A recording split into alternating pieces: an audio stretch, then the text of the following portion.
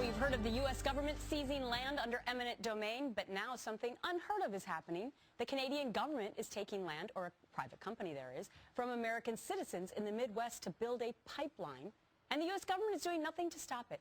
Here to explain more is eminent domain attorney Anthony Della Pell. Good morning to you. Good morning. All right, so what is happening here? This is an oil pipeline project that will start in Canada and that will run through the United States and end at the Gulf Coast in Texas. So what it involves is the acquisition of property rights from American people by a private corporation that is a Canadian corporation. How could that possibly happen?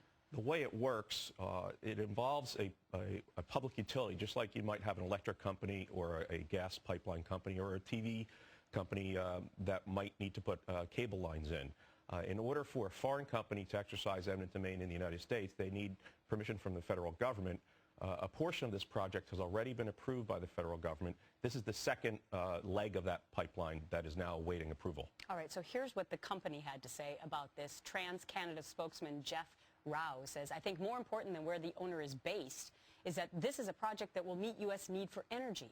And this is a project that cannot be built on any easement unless it's found that this is a project that meets national interest. So what he's saying is, we're going to like it when we get it, and it's good for us. Any public utility in the United States can exercise eminent domain rights as long as they get approval from the government agencies that will regulate them. So why would our government say, go ahead? If your property is going to be taken in the United States, there has to be a public purpose. And public purpose can mean a public use, like a road. It can also mean public benefit. Here, if there are energy resources that are going to be provided, the government can regulate the provision of those resources by allowing those entities, even though they're private companies, to exercise eminent domain rights. All right. Very interesting case. You are the expert on these types of things. Always great to see you, Anthony. Thank you very much.